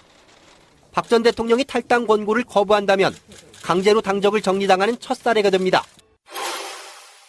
국민의당 박지원 전 대표는 안철수 대표가 주도하는 이게 그러면 당이 움직였다는 거잖아요. 그럼 누군가가 오다가 떨어졌을 거 아니에요, 당에. 야, 국정감사장에서 니네 방어해. 예. 이 오다 없이 어떻게 국회의원이 이걸 방어합니까? 국정감사장에서. 안 하죠. 그러면 이들이 청와대까지 합쳐서 오다 때린 놈, 그 다음에 기획한 놈, 그 다음에 상황 유지한 놈, 이게 종합적 컨트롤 타워가 있었다는 거죠. 저는 이게 경찰과 청와대라고 보는 거예요. 한 명 더 추가. 백선아 교수는 지금 뭐 할까요? 아이, 그 개새끼 지금 뭐 하지? 진짜? 아니, 잘 근무하고 있지 않아요? 병사라니. 이 새끼가 그래가지고 그 서울대병원까지 찾아왔어요. 우리 지금 거기 하고 있었을 때 찾아와서 또 몸싸움하고 한 거잖아요. 이 새끼 지금 뭐 하나 진짜. 정말 비열한 자식들. 네, 그 사람은 아직도 병사라고 우긴다고 하잖아요. 그래야 자기가 살아남기 때문에. 내가 백선아를 엄청 두들겨 패. 그 죽기 전까지 만들어 놓고 이제 병석이 한 1년 좀 눕혀놔봐. 예. 병사죠. 입금된 게 있기 때문에 입장을 바꾸기가 쉽지 않을 그, 거예요. 그 백선아 교수 논리대로면 중환자실에서 돌아가시는 모든 분들이 병사예요. 그게 어떻게 외인사가 되겠어요? 맞죠. 네. 재밌는 얘기 하나 해볼까요? 박근혜와 문재인 두 대통령에게 전에 미국 갔을 때 홀대 뭐 이런 거하고 똑같은 것처럼 최근에 언론이 트럼프가 한국에 오는데 박근혜랑 만났던 오바마의 1박 2일은 괜찮고 트럼프하고의 1박 2일은 문재인 패싱 홀대 받는다 이런 식의 프레임을 만들어가지고 지금 최근에 네스당이 엄청 지금 논란거리가 되고 있거든요. 안철수가 트럼프 1박 2일 나라 체면이 말이 아니다 이렇게 이야기를 했죠. 세세한 내용을 언급하면 정말 속이 상하고 나라 체면이 말이 아니어서 참겠지만 딱 한 대목만 말하겠다. 1박 2일 국빈 방문이 품격 있는 나라에서 있을 수 있는 일이냐. 왜 동창인 나한테는 안 찾아와 이건가요? 만나야 되는데 시간이 부족할까봐 지금 벌써. 개새끼 진짜 그 입주댕이를 짱돌로 확 조사버리고 싶네 진짜. 제주도 갔을 때 제가 3박 2일이라고 표현했던 건 밤늦게 도착해서 새벽같이 나왔거든요. 제주도에서. 네. 요게 그 트럼프가 지금 사실 그런 거야. 11월 5일 날 오후에 도착해요. 일본에. 그래서 사실 잠만 자. 온통 보내는 건 월요일이야. 그리고 화요일 날 오전 일찍 출발해. 요거는 이제 정확히 말하면 2박 1일인 거예요. 그렇죠. 근데 트럼프가 한국에 오는 건 7일 날 오전에 도착해요. 그래서 그날 하루를 통으로 써. 그래서 국회 연설하고 도착해서 하루 통째로 쓰고 그 다음날 국회 연설하고 오후에 중국으로 가. 요거를 조금만 더 이렇게 우리가 조금 우리식으로 해석을 하면 이런 경우는 1박 2일. 그러니까 정확한 워킹데이로만 치면 그러니까 2박 2일이라는 표현이 더 적합하죠. 네. 그러니까 이거는 그렇게 접근을 하는 수도 있는데 저는 제가 아까 우리 안 대표 입주댕이를 짱돌로 조사 부르고 싶다고 충동을 느꼈던 이유는 미국 대통령이 2박 3일 있고 3박 4일이 있으면 이 정부가 미국한테 굉장히 대접받고 인정받는 나라인 거고 1박 2일이면 대접을 못 받는 거라는 그 발상 자체가 사대주의에 그렇죠. 기여되어 있는 거의 노예의식에 가까운 네, 노예의식 거예요. 갖고. 그래서 일본은 2박 3일인데 한국은 1박 2일이니까 일본만큼 대접을 못 받았다 이렇게 안철수는 뭐 이거잖아요. 마님 쇠네 집에 하루만 더 묵어주십시오. 그렇죠. 그 얘기입니다, 이런 거잖아요. 네. 이거는 21세기 정치인으로서요 도저히 가질 수 없는 정치적 신념인 거예요. 너무 후져요 진짜. 이게 외신으로 나갈까봐 엄청 불안해. 이미 나간 것 같은데요. 이거는 용서할 수 없는 사대주의 발상이고요. 둘째로 제가 얘기를 해보면 한반도에 미국의 어쨌든 속국들이 있는 거잖아요. 1순위가 일본이에요. 이건 변함없는 겁니다. 그리고 우리는 없어 보여요, 사실은. 왜 그러냐면 역사상 우리는 미국이 볼 때 언제든 중국으로도 붙을 수 있거든요. 미국이 그렇게 노골적으로 표현한 적도 있어요. 그렇죠. 미국의 실질적 우방은 일본이고 한국은 동맹국가 중에 하나일 뿐이다. 그렇죠. 이렇게 그게 맞는 적도 겁니다. 있는데. 그럼 거기에 맞는 애우를 하는 겁니다. 각 국가들이. 그러니까 안철수는 지금 머릿속에서 일본과 한국 중에 누가 더 미국과 친하냐를 증명해내야 되는 게 대통령의 그렇죠. 일이라는 것처럼 이야기를 하는 거예요. 그 얼마나 후져요, 그 사고방식 자체가. 그러니까 굳이 실드를 하나 더 치자면 문재인 대통령은 트럼프가 한국을 떠나는 바로 그날 출국을 해서 인도네시아로 가요. 그렇죠. 그러니까 이게 일정을 잡을 때 이미 잡혀져 있는 그 일정이란 말이야, 인도네시아는. 문재인 대통령이 나 오후에 바쁘거든. 트럼프 1박 2일만 있다 가 이렇게 될 수도 있는 거야 사실상은. 아침 먹고 가 이렇게. 뭐 그런 거지. 나도 바쁘다.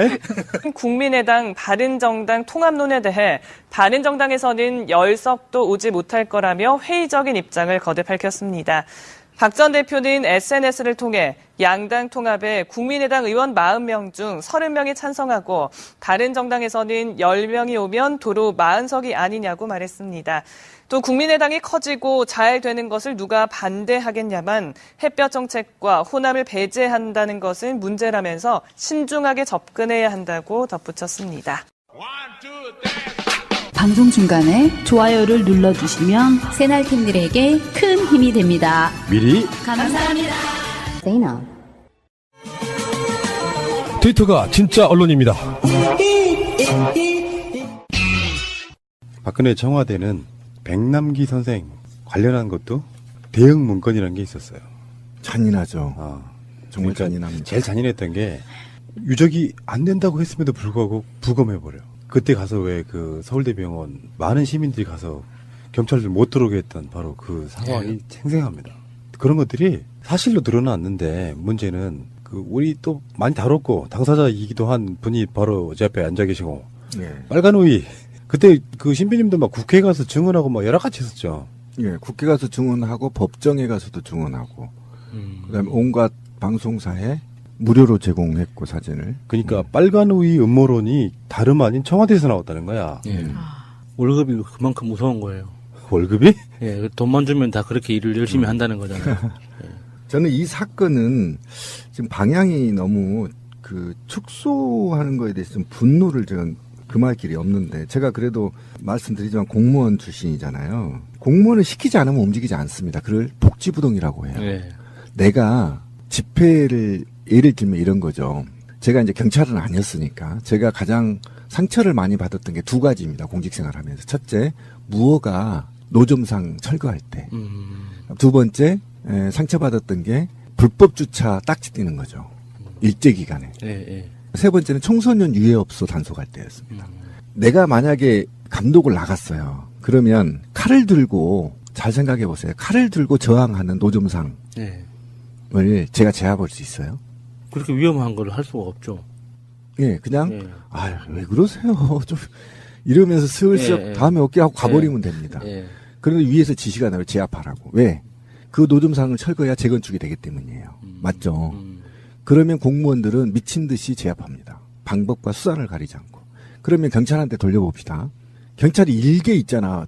딱지 2개, 저 지방에 있는 친구가 이제 20몇 살짜리예요. 잘생겼더라고요. 그놈이 무슨 이유로 집회하는데 그렇게 추적 발사해서 살인자를 만들어내려고 혈안이었겠어요. 이거는 제가 말하고 싶은 건 뭐냐면 지시 없이는 안 한다니까요, 공무원들이. 그렇죠. 어떻게 지시 없이 그런 짓을 합니까? 그러면 내가 저 사람을 물대포를 쏴서 쓰러뜨려도 징계 안 먹을 거야. 이게 보장되지 않는 이상 그 짓을 안 한다고. 앞으로 35년을 해야 될 공무원이 왜 그 짓을 하겠어요? 지도 풍원의 꿈을 안고 경찰 시험을 몇백 대를 뚫고 됐을 거 아닙니까? 그러면 자기도 뭐 어떤 서장이라도 해봐야 될 거 아니에요. 그런데 손에 피를 묻히려고 하겠어. 이건 상식이에요, 공무원들의. 그래서 복지부동이라는 얘기를 하는 거예요. 자기 손에 피를 묻히지 않기 위해서. 제도로서의 민주주의가 흔들리고 구타는 일은 이제 없습니다. 민주주의가 밥이고 밥이 민주주의가 되어야 합니다. 그런데 저는 이걸 왜 제가 광분하게 얘기를 하냐면 직접 당사자기 때문이었습니다. 현장에 있었고 사진도 찍었고 법정에도 가고 국정감사도 갔기 때문이에요. 뭐냐면 기획살인이었다. 저는 이렇게 강력하게 주장했습니다. 법원에서도. 왜 그러냐면 경찰 강신명이 그때 CCTV로 다 보고 있었다는 거 아닙니까? 최근에 밝혀졌죠. 거짓말 쳤는데. 그럼 상황 관리를 강신명이 했다는 거 아닙니까? 경찰청장이 보고 있는 누가 감히 행동을 합니까? 그렇잖아요. 한 번 잘못하면 경찰은 군대 조직하고 갔기 때문에 모관이 나간단 말이에요. 지나 한번 잘못하면. 그런데 지금 경찰들 보세요. 얼마나 친절합니까? 저는 정말 놀랐어요. 대통령 하나 바뀌었는데 민원이 가면 일어서요. 경찰이.